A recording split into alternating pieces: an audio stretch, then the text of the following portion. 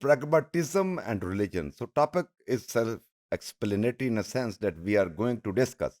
pragmatism as a philosophical thought and its relationship with religion or faith system. सो प्रगमेटिज्म का बुनियादी तौर पे जो जो फिलोसॉफिकल बैकग्राउंड है या इसकी जो आउटलुक है इन फिलोसॉफिकल टर्म हम बात करें तो ये नेचुरलिस्टिक है और ट्रांस सेक्शनल है in a sense that human life and human practices जो इंसानी ज़िंदगी है या इंसान जो काम करता है उसकी जो प्रैक्टिसेस होती हैं they are understood to have emerged and developed through an immense number of transactions with the environment यानी जो भी इंसान कर रहा होता है या जो भी इंसान की लाइफ में जो भी तब्दीलियां आ रही होती हैं या जो डेवलपमेंट आज तक इंसान ने की है तो बुनियादी तौर पे प्रैग्मेटिज्म का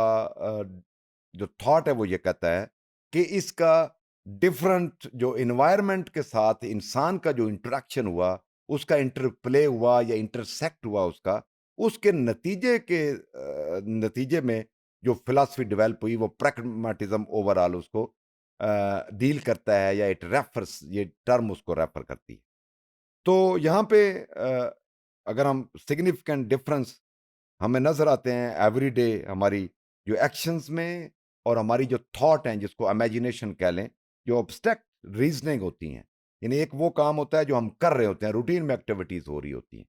दूसरा होता है हमारे जो जो जेन में यानी इमेजिनेशन में जो चीज़ें चल रही होती हैं और देयर इज कंटिन्यूटी होती है ह्यूमन कंडक्ट में या बिहेवियर में in a sense that it has evolve in response to problems in our interaction with the environment तो इस थॉट के मुताबिक कि जो भी प्रॉब्लम इंसान को पेश आते हैं जब वो इंटरेक्ट करता है इन्वायरमेंट के साथ उन प्रॉब्लम को रिजॉल्व करने में प्रॉब्लम जब इवॉल्व होता है या सरफेस पे आता है तो उसको सॉल्व करने में जो रूटीन एक्टिविटी होती हैं दूसरा इमेजिनेशन का होता है तो इनके इंटरेक्शन से जो इंसान सीख रहा होता है हमेशा उसमें इंसान के जो तजर्बात होते हैं वो प्रैग्मेटिज्म की जो है उससे रिलेट करते हैं ये जो टर्म है बुनियादी तौर पे जो प्रैग्मेटिक अच्छा प्रैग्मेटिक को अगर आप करें तो प्रैग्मेटिक ओवरऑल एक जेनेरिकली कह लें या इसका जो पॉपुलर यूज है वो प्रैक्टिकल के मानों में आता है रियल शेम में प्रैक्टिकली को काम करने को कहते हैं तो ये बुनियादी तौर पे एम्प्लॉय किया गया थीइस्टिक बिलीफ के ऊपर यानी थीइस्टिक या थीइज्म के हवाले से इसको आर्गुमेंट को किया गया कि जो आर्गुमेंट हैं वो बुनियादी तौर पे इसको सपोर्ट करते हैं कि गॉड एग्जिस्ट्स और they are argument that believing that God exist is rational कि सपोर्ट इस चीज़ की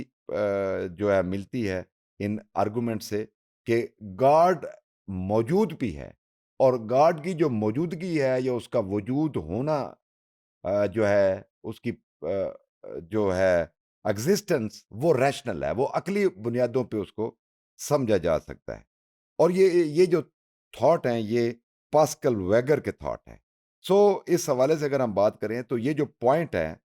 ये फोकस करता है primarily on the theistic pragmatic argument जिसमें और भी बहुत सारे लोग शामिल हैं विलियम जेम्स है जेएस मिल है और जेम्स बीटल है जिन्होंने एक्सप्लोर किया the logic of pragmatic arguments in general and the pragmatic use of moral arguments in particular so first जो प्रैग्मेटिक आर्गुमेंट प्लेटो ने दिए जो ग्रीक आपको माइथोलॉजी या ग्रीक विजडम कह लें वहां पे आपको इसको फिर उसमें सोक्रेटिस की बात होती है फिर विलियम जेम्स जो बहुत बड़ा फिलोसफर है उसकी बात होती है उन्होंने जस्टिफाई किया कि जो हाइपोथेटिकल वेंचरिंग हम करते हैं किसी ट्रूथ को प्रूव करने के लिए बुनियादी तौर पे वो उसको रिलीजियस बिलीफ के कॉन्टेक्स्ट में समझना चाहिए therefore in nutshell we can say कि ये जो डॉक्ट्रिन है ये जो एक थॉट है ये allows us to assume belief in a God and prove its existence by what the belief brings to one's life इसी तरह कॉफमैन का इसी के हवाले से फोकस है कि God is transcendent of the entirety of bands word अब उसका मतलब है कि ये जो कायनात हमें नजर आ रही है ये जो खुदा का तस्वर है, जो गॉड का कॉन्सेप्ट है, वो इससे बिल्कुल मावरा है। ये जो वर्ड हमें नजर आती है। So we are unable to denote God, कि हम अपने ह्यूमन एक्सपीरियंस से या किसी भी ऑब्जेक्ट, ये जो वर्ल्ड में डिफरेंट ऑब्जेक्ट है, उसके जरिए खुदा को आइडेंटिफाई कर सके। क्योंकि ह्यूमन एक्सपीरियंस जो है, उसकी किसी भी जेहत या किसी भी एस्पेक्ट या किसी भी हवाले से हम उसको ना तो आइडेंटिफाई कर सकते हैं, ना हम ह्यूमन एक्सपीरियंस से उसको कह सकते हैं। सो बिकॉज उसके नज़दीक ये एक अब्स्ट्रैक्ट आइडिया है, ये हमारी पहुंच से बाहर है, इस तक हमारी रसाई नहीं हो सकती कि हम उसके करें। हमें सिर्फ उसको एक्सेप्ट करना है एज इट इज। सो इसकी जो इम्प्लीकेशन है ओवरऑल, वो पायरस के डिस्कशन के मुताबिक कि neglected argument for the reality of God, ये बहुत बड़ा काम है, बुनियादी बात वॉलमस ये वर्क है। इसी तरह स्लॉटर ने कॉफमैन की डिस्कशन को कि खुदा की जो एग्जिस्टेंस है उसके ऊपर, ये एक स्टैंडर्ड सेंस के हवाले से उन्होंने स्टैंडर्ड कर दिया। और वो क्रक्स उसका ये समझ लें कि खुदा जो है वो हमारी ह्यूमन विजडम, ह्यूमन एक्सपीरियंस और ये जो वर्ड है, इससे मावरा है। उसको एक्सेस नहीं किया जा सकता, उसको इस तरह ये जो वर्ल्डली एक्सपीरियंस है उसको वो अहाता नहीं कर सकते, उसको इनकम्पास नहीं कर सकते।